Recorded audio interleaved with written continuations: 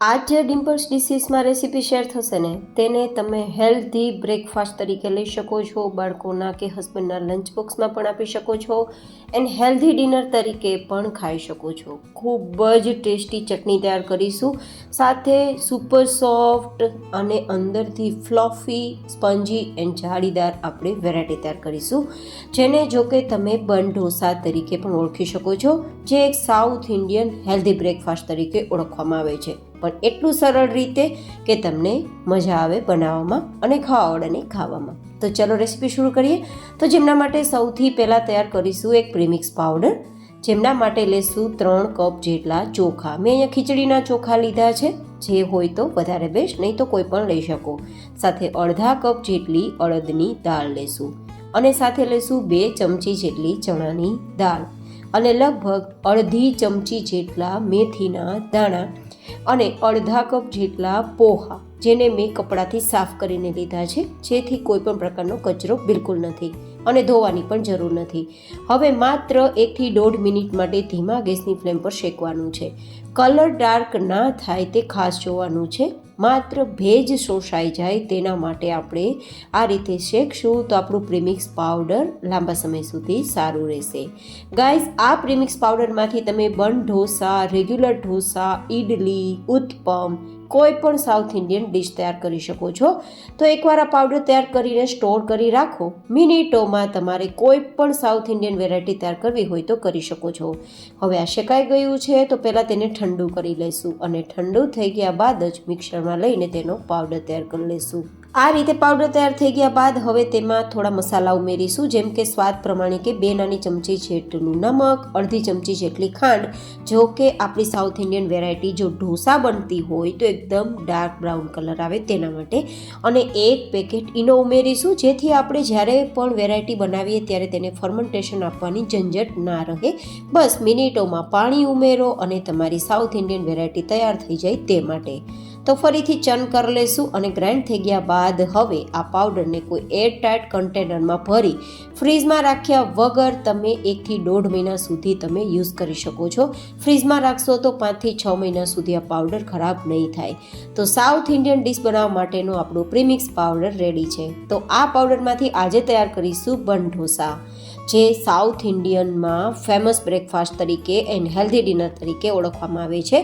તો આપણે તૈયાર કરેલ લગભગ 2.5 કપ જેટલો આ પાવડર લેશું. તેની સામે 1.5 કપ જેટલું દહીં ઉમેરીશું. જો ઘરમાં દહીં ના હોય તો છાશ લઈ શકો છો અને છાશ પણ ના હોય તો ગરમ પાણી ઉમેરી શકો છો. બીજું કંઈ એક્સ્ટ્રા ઉમેરવાની જરૂર નથી. હવે તેમાં જરૂર મુજબ ગરમ પાણી ઉમેરતા જશું અને જેવું આપણું ઉત્તપમ કે ઇડલીનું બેટર હોય તેવું બેટર તૈયાર કરીશું. ગાઈઝ, એકવાર આ પાવડર તૈયાર હશે ને તો તમે જો વહેલી સવારે બાળકોના લંચ બોક્સ માટે કે પછી બ્રેકફાસ્ટ માટે કે હસબન્ડના ટિફિન બોક્સ માટે વેરાયટી તૈયાર કરવા માગતા હશો તો ફટાફટ તૈયાર થઈ જશે. બસ પાણી કે દહીં ઉમેરો અને આપણું આ તૈયાર છે. તો હવે આ બેટરને થોડીવાર સાઈડમાં રાખી દઈશું અને હવે લેશું આપણે પેનમાં 2 ચમચી તેલ ગરમ કરી તેમાં થોડું જીરું, રાઈ, હિંગ આપણે સાતળી લેશું અને પછી ઉમેરીશું તેમાં લગભગ 2 ચમચી જેટલી અડદની દાળ. જરૂરથી ઉમેરજો, ખૂબ જ સારો ટેસ્ટ મળશે. અને આ અડદની દાળને થોડી ક્રિસ્પી થાય ત્યાં સુધી આપણે શેકવાની છે. તો થોડીવાર માટે ઢાંકી દઈશું અને ગેસની ફ્લેમ ધીમી રાખીશું તો અંદરથી કૂક થઈ જશે, દાળ કાચી નહીં રહે. હવે 1-2 નંગ મરચાંના ટુકડા મિક્સ કરી દઈશું અને પછી ઉમેરીશું લગભગ અડધા કપથી પોણા કપ જેટલી નાની સમારેલી ડુંગળીના ટુકડા અને 3-4 ઇંચ જેટલો આદુનો ટુકડો આ રીતે ગ્રેટ કરી લઈશું અને પછી બધું જ મિક્સ કરી દઈશું. બિલીવ મી ગાઈઝ, આ સાઉથ ઇન્ડિયન તમે જે બન ઢોસા બનાવશો ને એટલા ટેસ્ટી લાગશે, સાથે હેલ્ધી પણ રહેશે. તો તમને બહાર કરતાં વધુ ખાવાની મજા આવશે. હવે આપણી આ ડુંગળી થોડી સોફ્ટ થાય 80 to 90% ત્યાં સુધી આપણે ધીમા ગેસની ફ્લેમ પર થવા દેવાની છે. અહીંયા અડધી નાની ચમચી જેટલું નમક ઉમેરી દઈશું. આપણા બેટરમાં નમક છે તો માત્ર આપણે આ જે તડકો તૈયાર કરીએ છીએ ને તેના ભાગનું જ નમક ઉમેરીશું. અને હવે મિક્સ કરી અને આપણી આ ડુંગળી થોડી કૂક થઈ ગઈ છે તો નીચે લઈને આપણે જે બેટર તૈયાર કર્યું તેમાં મિક્સ કરી દઈશું. આ રીતે મિક્સ કર્યા બાદ હવે આપણે બીજું કશું ઉમેરવાની જરૂર નહીં પડે, બસ મિનિટોનું કામ છે. જો કે મેં અહીંયા જ્યાં ડુંગળી ઉમેરી છે ને ત્યાં તમે ડુંગળી વગર માત્ર મરચાં ઉમેરીને તડકો તૈયાર કરી આમાં મિક્સ કરી શકો છો. તો જે લોકો ડુંગળી નથી ખાતા તે લોકોને પણ મેં ઓપ્શન આપી દીધા. હવે થોડા લીલા ધાણા મિક્સ કરી દઈશું અને આપણું આ બેટર છે તે તૈયાર છે. કન્સિસ્ટન્સી તમને બતાવું છું, જો ઇડલી અને ઉત્પમની કન્સિસ્ટન્સી હોય તેવી જ મેં રાખી છે, ન વધારે પાતળી ન વધારે ઘટ. હવે આપણે તૈયાર કરીશું આમની સાથે ખાવાની મજા આવે તેવી ચટપટી ચટણી. તો જેમના માટે 2 ચમચી તેલ ગરમ કરી થોડું રાઈ, થોડું જીરું, થોડું હિંગ ઉમેરી દઈશું.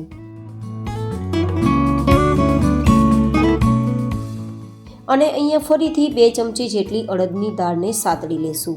ફરીથી તેને આપણે થોડીવાર માટે આ રીતે ચલાવશું. તો તેલ ગરમ છે તો ફટાફટ સતળાઈ જશે, થોડી ક્રિસ્પી થઈ જશે. પછી તેમાં 7-8 લસણની કળી, 2-3 નંગ મરચાંના ટુકડા અને થોડો આદુના ટુકડા 2 થી 3 ઇંચ જેટલા અને 1 થી 2 નંગ જેટલા ડુંગળીના ટુકડા આપણે સાતળી લેશું. લગભગ 2 મિનિટ સતળાઈ જાય પછી આપણે તેની અંદર 1 થી 2 નંગ જેટલા ટમેટાના ટુકડા પણ મિક્સ કરી દઈશું. બિલીવ મી ગાઈઝ, આ ચટણી એકવાર ઘરે ટ્રાય કરજો, એટલી ટેસ્ટી બનશે. અને આ રીતે કૂક કરી તૈયાર કરશો તો 3-4 દિવસ માટે આરામથી તમે તેને ખાઈ શકશો, બિલકુલ ખરાબ નહીં થાય. હવે અહીંયા અડધી નાની ચમચી કે સ્વાદ પ્રમાણે નમક આ રીતે ચલાવી દેશું.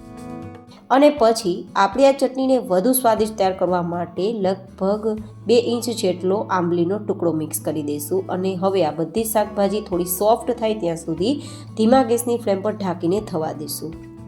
2 મિનિટ પછી બધી જ આપણી શાકભાજી થોડી સોફ્ટ થઈ ગઈ છે તો ગેસની ફ્લેમ બંધ કરી દઈશું. કલર માટે 1 નાની ચમચી લાલ મરચું પાવડર, 1 ચમચી ધાણા જીરું પાવડર મિક્સ કરી દઈશું અને પછી તેને નીચે લઈને ઠંડુ કરી લઈશું. હવે વધારે કૂક કરવાની જરૂર નથી.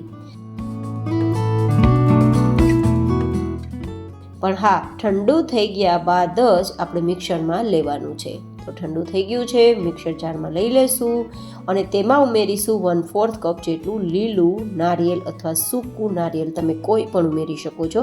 સાથે 1/4 કપ જેટલું પાણી મિક્સ કરી ગ્રાઇન્ડ કરી લઈશું. હવે આ ચટણી આપણી આમ તો તૈયાર જ છે, પણ તેમાં જો તમારી ઈચ્છા હોય તો તડકો લગાવી શકો છો ખૂબ જ સ્વાદ આપવા માટે. જો કે આ ચટણીમાં તડકા વગર પણ સ્વાદ મળે જ છે, પણ તડકાની તો કંઈક અલગ રંગત હોય છે. તો આપણે ફરીથી તેને થોડો તડકો લગાવવા માટે 1-2 ચમચી તેલ ગરમ કરીશું. તેમાં રાઈ ઉમેરીશું, જીરું ઉમેરીશું અને થોડી હિંગ ઉમેરી દઈશું. અને અહીંયા ઉમેરીશું 1 ચમચી જેટલી ચણાની દાળ, ઓકે, અને 2 જે બોર મરચાં આવે છે સૂકા લાલ તે. હવે આ તડકો જે તૈયાર થઈ ગયો છે તેને આપણે ફટાફટ જે આપણી ચટણી તૈયાર થઈ છે તેમાં મિક્સ કરી દઈશું. આ તડકાથી તૈયાર કરેલ ચટણી એટલી સ્વાદિષ્ટ લાગે છે કે વાત ના પૂછો. હવે આ ચટણીને આપણે મિક્સ કરી અને સાઈડમાં રાખી દઈશું. અને હવે તૈયાર કરીશું બન ઢોસા, જેને તમે રેગ્યુલર પણ બ્રેકફાસ્ટમાં ખાઈ શકો, લંચ બોક્સ ડિનરમાં પણ લઈ શકો, હલકી ફૂલકી ભૂખમાં પણ લઈ શકો, એઝ યોર ચોઇસ.